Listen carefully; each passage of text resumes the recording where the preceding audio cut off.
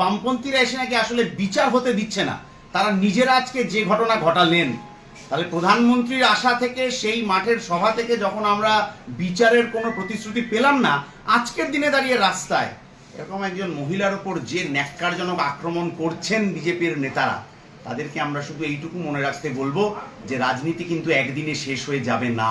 বিজেপির জনসভাটা হচ্ছিল, সভা হওয়াকালীন তখন আমাদের গান বন্ধ করার কথা বলা হয়, কিন্তু আমরা চলে যাচ্ছিলাম, তখন আমাদের টোটোটাকে দাঁড় করিয়ে আমাদের তার ছিঁড়ে দিয়ে, আমাদের ফ্লেক্স ছিঁড়ে দিয়ে আমার বাবাকে মারে এবং আমার গায়ে হাত তোলে, এবং ওখানে মহিলা পুরুষ নির্বিশেষে দুজনেই উভয় পক্ষই আমাদেরকে মারে। আজকে আমরা পানিহাটি জুড়ে কলতান দাশগুপ্তের টোটো প্রচার করছিলাম। প্রচার করার সময় তখন বিজেপির জনসভাটা হচ্ছিল, সভা হওয়াকালীন তখন আমাদের গান বন্ধ করার কথা বলা হয়, কিন্তু আমরা চলে যাচ্ছিলাম, তখন আমাদের টোটোটাকে দাঁড় করিয়ে আমাদের তার ছিঁড়ে দিয়ে, আমাদের ফ্লেক্স ছিঁড়ে দিয়ে আমার বাবাকে মারে এবং আমার গায়ে হাত তোলে, এবং ওখানে মহিলা পুরুষ নির্বিশেষে দুজনেই উভয় পক্ষই আমাদেরকে মারে। তারপরে পুলিশও সেই কোনো করেনি, কোনো সমঝোতা করেনি, এবং তারপরে আমাদের মানে বিজেপি যে অভয়ার বিচার চাইছে, তারা এতগুলো ছেলে মিলে একজন মেয়ের গায়ে হাত তুলতে নেই, যে সেটা সামান্য বোধ শক্তি তাদের নেই, এবং এই হয়েই ওরা ভোট চাইছে কি না অভয়ার হয়ে। কিন্তু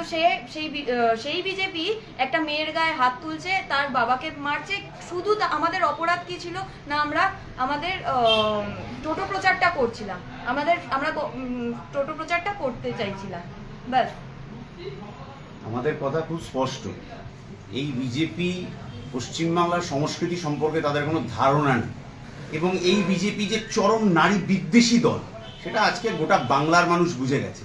গত 1.5 মাস ধরে ভোটের প্রচারে যারা হচ্ছে যে বামপন্থীদেরকে এই কথা বললেন যে তারা নারী নিরাপত্তার প্রশ্নে নাকি আসলে সমস্যা তৈরি করছে, যারা বললেন যে বামপন্থীরা এসে নাকি আসলে বিচার হতে দিচ্ছে না, তারা নিজেরা আজকে যে ঘটনা ঘটালেন, তাহলে প্রধানমন্ত্রীর আশা থেকে সেই মাঠের সভা থেকে যখন আমরা বিচারের কোনো প্রতিশ্রুতি পেলাম না, আজকের দিনে দাঁড়িয়ে রাস্তায় এরকম একজন মহিলার ওপর যে ন্যাক্কারজনক আক্রমণ করছেন বিজেপির নেতারা, তাদেরকে আমরা শুধু এইটুকু মনে রাখতে বলবো যে রাজনীতি কিন্তু একদিনে শেষ হয়ে যাবে না। এটা লম্বা জীবন, এবং সেই লম্বা রাজনীতি পশ্চিমবাংলার মাটিতে শিকড়ে আঁকড়ে আমরাও করব। লড়াইয়ের ময়দানে দেখা তো হবেই, কিন্তু গোটা রাজ্যের সাধারণ মানুষকে আমরা এই কথাটা বলতে চাই যে এটাই বিজেপির আসল স্বরূপ। এই আসল স্বরূপটা বুঝে নিয়েই আমাদের ভবিষ্যতে এই বাংলার মাটি থেকে বিজেপিকে উৎখাত করার কাজ, মহিলাদের সম্ভ্রম রক্ষা করার কাজ, সেইটা বামপন্থীরা করবে, এইটাই আমাদের কথা। যখন হাতরাস উন্নয়নের ঘটনা ঘটেছিল, যখন পার্ক স্ট্রিট কামদুনি ঘটেছিল, যখন আরজিকর ঘটেছিল, সাউথ ক্যালকাটা ল কলেজ ঘটেছিল, তখনই আমরা বলেছিলাম যে তৃণমূল আর বিজেপি আপনি আলাদা করতে পারবেন না। ওরা মনে মনে মহিলাদেরকে শুধুমাত্র পায়ের তলায় রাখার কথাই চিন্তা করে। আজকে দিনের আলোর মতো সেটা স্পষ্ট। গত 1.5 মাস ধরে গোটা পানিহাটি বিধানসভার অলিতে গলিতে যারা এসে আমাদেরকে বোঝাচ্ছিলেন যে বামপন্থীরাই নাকি আসলে নারী নিরাপত্তার প্রশ্নে, নারী সুরক্ষার প্রশ্নে সমস্যা তৈরি করেছেন প্রার্থী দিয়ে, তারা আজকে এই পাড়ায় জন্মানো, বড় হওয়া, বেড়ে ওঠা, পাড়ায় রাজনীতি বাদ দিয়ে কাকু জেঠু পিসি মাসি বলতে শেখা, সেই যে আমাদের সংস্কৃতি, সেই আমাদের ভাবনা, সেই আমাদের পাড়া কালচার, সেই কালচারের মধ্যে দাঁড়িয়ে একটি মেয়ে, তাকে বহিরাগত গুন্ডারা, আমরা জানি না তারা কোথা থেকে এসেছিল, এমনি রাস্তাঘাটে চললে ফিরলে বোঝা যায় বাইরে থেকে প্রচুর লোক এসছে, বিজেপির লোক, এমন অবাক হয়ে তাকিয়ে দেখতে দেখতে যায়, বোঝাই যায় বাইরের লোক, কিন্তু সেই বাইরের লোক পাড়ার মেয়ের গায়ে হাত তুলে চলে যাবে,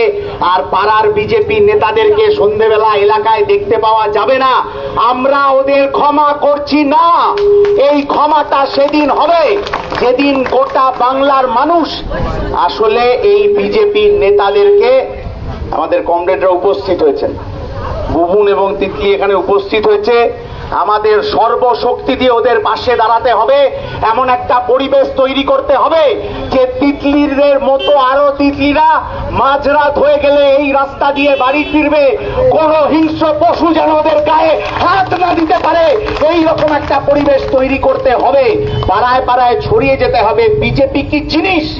সেইটা আমাদের পাড়ার মানুষের মধ্যে বলে দিতে হবে। এই ভিডিওটিকে লাইক করুন, আপনার গুরুত্বপূর্ণ মতামত কমেন্টের মাধ্যমে আমাদের জানান এবং আমাদের চ্যানেলের ভিডিও সবার আগে দেখার জন্য ইউটিউবে গণশক্তিকে সাবস্ক্রাইব করুন, ফেসবুকে ফলো করুন এবং শেয়ার করুন আপনার পরিচিতদের মধ্যে। আমাদের চ্যানেলে আপলোড হওয়া ভিডিও নোটিফিকেশন পেতে বেল আইকনটি ক্লিক করতে ভুলবেন না।